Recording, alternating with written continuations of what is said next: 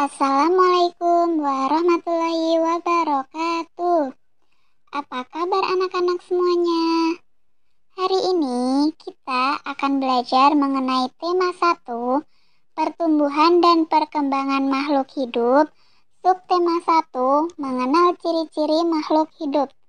Hari ini kita akan belajar mengenai bahasa Indonesia. Ciri-ciri makhluk hidup. Ada beberapa ciri-ciri makhluk hidup. Di antaranya yang pertama bernafas. Bernafas merupakan proses mengambil oksigen atau yang disebut dengan O2 dari luar dan mengeluarkan karbon dioksida atau CO2 dari dalam tubuh. Oksigen diperlukan oleh makhluk hidup untuk membakar makanan di dalam tubuh. Pembakaran makanan itu akan menghasilkan energi, dan energi yang dihasilkan digunakan untuk bergerak dan beraktivitas. Yang kedua ada bergerak. Bergerak merupakan salah satu ciri dari makhluk hidup. Gerak manusia dan hewan dapat dilihat dengan jelas. Ketika bergerak, manusia dan hewan menggunakan alat gerak. Alat gerak manusia adalah tangan dan kaki, sedangkan alat gerak hewan dapat berupa sayap, kaki, dan sirip. Contohnya, burung bergerak dengan sayap ketika terbang. Jika tidak terbang, burung bergerak dengan kaki, sedangkan ikan bergerak dengan sirip. Yang ketiga, memerlukan makanan. Seluruh makhluk hidup memerlukan makanan. Makanan manusia berasal dari hewan dan tumbuhan, sedangkan makanan hewan berbeda-beda. Contohnya, kambing memakan rumput dan daun, sedangkan ayam memakan biji-bijian. Lalu, bagaimana dengan tumbuhan? Tumbuhan dapat memproses makanannya sendiri dengan bantuan cahaya, terutama cahaya matahari. Proses pembuatan makanan pada tumbuhan biasanya disebut dengan fotosintesis.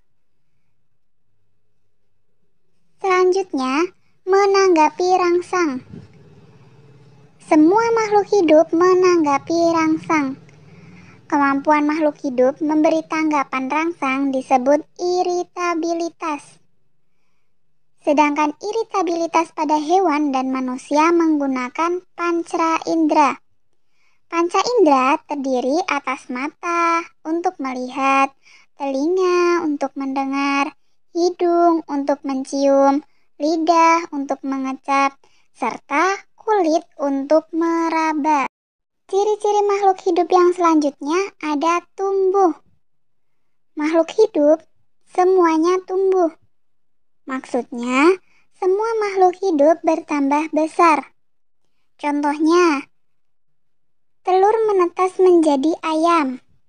Anak ayam tumbuh semakin besar. Akhirnya, anak ayam tumbuh menjadi ayam dewasa. Selanjutnya ada berkembang biak. Berkembang biak merupakan kemampuan dari makhluk hidup untuk menghasilkan keturunan. Perkembangan biakan ini untuk melestarikan jenisnya. Manusia berkembang biak dengan cara melahirkan, sedangkan hewan berkembang biak dengan cara yang berbeda-beda. Contohnya kucing. Kucing berkembang biak dengan cara melahirkan, sedangkan ayam berkembang biak dengan cara bertelur. Lalu, bagaimana dengan tumbuhan? Tumbuhan berkembang biak dengan berbagai cara. Contohnya, pisang. Pisang berkembang biak dengan cara tunas atau menanam tunasnya. Ciri makhluk hidup yang selanjutnya ada menyesuaikan diri dengan lingkungannya. Tujuannya agar bertahan hidup di lingkungannya. Lalu, bagaimana jika makhluk hidup tidak bisa menyesuaikan diri dengan lingkungannya? Maka makhluk tersebut akan mati atau harus berpindah lingkungan yang baru.